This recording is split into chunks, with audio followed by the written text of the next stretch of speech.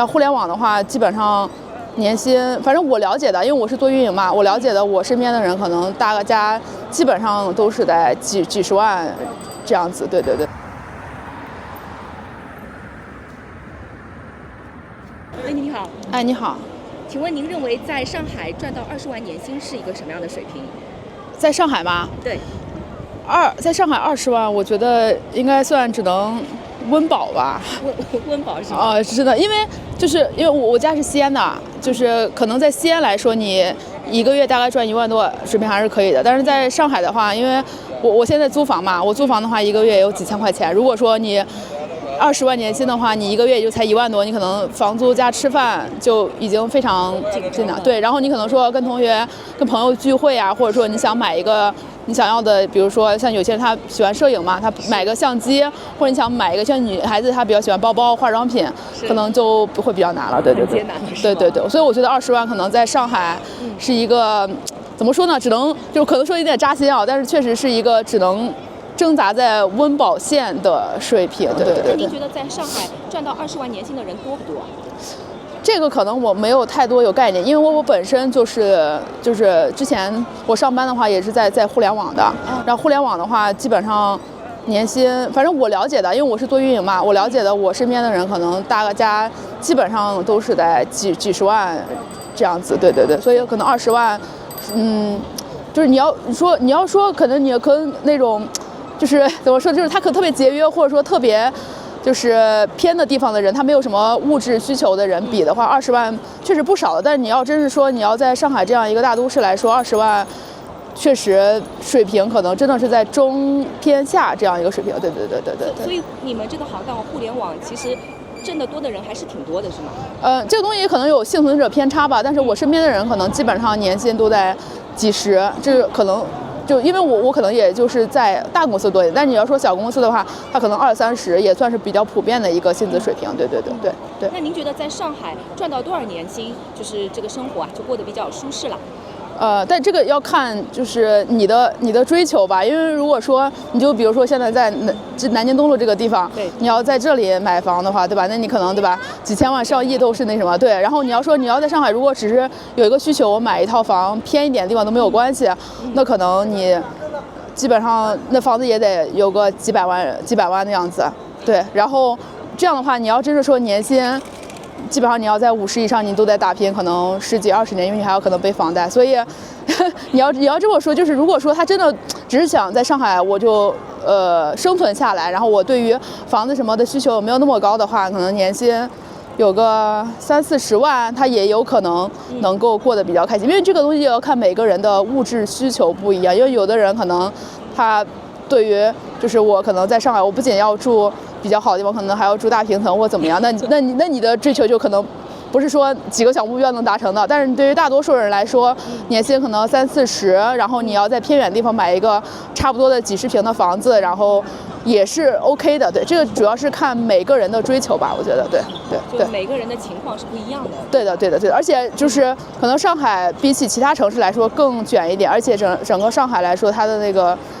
就上海，就说句不好听的话，就是扎心的话，上海不缺有钱人的，所以其实就算是你有钱，可能在上海买房子还是也没有那么顺利的。就因为我最近也在看房子，对对对对，然后去买房了是吗？对的对的，然后基本上也不会看在市中心，因为在市中心的话也没有那种叫新房吧，我们可能还是看新房。其实怎么说呢，就是可能还是。因为现在互联网不是特别就是上升的渠道了，但是互联网还是。就是不错，对对对，就是它现在已经不是最红利的时候了，但是也还比起其他可能就是普通的或者说实体这些行业来讲，它还是对于普通人来讲能去更快的能在上海可能扎根下来的一个不能说捷径吧，它是一种方式吧，就这么讲。对对对，大概是。那你是不是觉得就是年轻人在上海他的生活压力其实是蛮大的，是不是？很大呀，因为我也是自由职业嘛，然后我之前有在就是工作日的时候，就是上下班高峰期挤过地铁的，然后再也不挤了，因为基本上就是我真的是不夸张，我真的是被挤上去被挤下来的，就是每个人在，因为我身边很多人其实他不愿意来上海发展的点，就不愿意沪漂嘛的点，就是因为觉得上海整个给人的节奏就是就是大家就觉得就真的是跟牛马一样，机器一样。我就每天其实是非常快节奏的，我就是家里，然后上班就2点一线，甚至说可能有些带娃的，他可能还要再去学校接孩子，就3点一线。就是每个人每天就是行尸走肉般的过着生活，但是其实。它不叫生活，其实就是我赚钱嘛，我对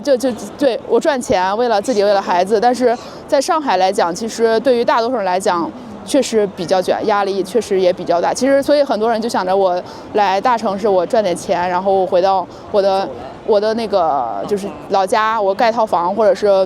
我在我老家买套房，可能会压力比较小一点。但是其实我作为一个在上海待了这么多年的，我只能说你在上海赚的钱，就他们就是吧，上海赚钱上海花，一分也别想带回家，基本上不太可能，而且花销很大。花销很大，而且基本上你在这个地方你生活习惯了，你很难再回到你，而且就是比如说你的人际关系什么都在这里了，你再回去的话，其实你也很难适应的，就是它是不同的一种生活方式了。对。那你觉得什么样的人适合在上海去发展？比如像我这样的吧，就是我比较卷，就是我不卷别人，但是我卷我自己，就是每天都像。对，就像他们就讲，就跟打了鸡血一样，就是我很喜欢，就是自我就是有动力吧，去赚钱。然后我自己的话也是属于那种比较乐观的人，就是我会觉得上海其实很卷，或者说对于我们普通人来讲，它其实很难留下来。但是我还是坚信自己能够就上海有一个自己的就一方属于我自己的土地的，所以。我觉得可能上海比较适合，一方面就是人家就是可能天生的有钱人，或者上海本地的人土生土长的，那对吧？他父母给他创造了很好的条件，那他是可以的。另外一种就是我觉得可能是真的是，脑子比较活，然后也是在做自媒体自由职业这种新兴的赛道的人，他可能能，咱不是说像主播那种赚很快的钱吧，但是起码在这个行业中，你其实是能在一定的你可能看到希望的时间内拿到你想要的一个结果的。但是你要说真的是普通人老老实实去上班，在上海你想安家落户，或者是拿到一个不错的结果的话，其实还是可能要拼好几代的，其实很难。对，就可能说你不能可能靠你这一代，然后让你的孩子过上很好的生活，你可能需要拼上你孩子可能加上你。就孙子辈那一代，然后给下一代去过很好的生活。就但是这个东西就看每个人的取舍了。如果你自己觉得也是 OK 的，那其实无可厚非吧。其实看每个人，因为每个人，就有的人他就是说我赚个100多万、200万，我回家我就靠利息我就能活得也可以的，其实也可以。但是你要说真的能在这里活得还可以的人，他可能拼的就不是说几千万了，就可能会更高。但这个东西你其中你吃的苦呀，包括你付出的时间精力各方面，你牺牲很多的东西，这个东西也是需要自己去取舍的。对。那我想问一下，就是您现在的工作强度大概是什么样的？我的不太方便在这里讲啊，但是我的是很自由的。我就是自己给自己打工。对，是不是工作跟生活就融为一体了？对，其实它不会太区分是工作跟生活，就是你可能生活也在工作，工作也在生活。对，因为我之前尝试过不同的那种自媒体，包括我可能带过货呀或者别的，就是每一个它都有它的一些优缺点。有些可能说赚钱快一点，但是你可能比较辛苦；有些可能就是会轻松一点，但是可能赚钱比较慢，就是各方面都试过。然后我现在的工作的话，就是我的就赚的钱还可以，然后我自己的话也不会花很多的时间，就还可以。对，那你就压力也比较小，属于一个比较有经验的一个。对，因为我从我在互联网上班，我上班也有好几年了，然后我自己在互联网上做大大小小的项目呀，创业，我也有7、8年了。我从大学的时候就已经在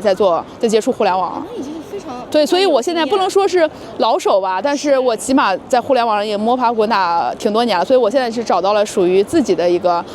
赛道。对，也拿着还不错的一个收益这样子。对。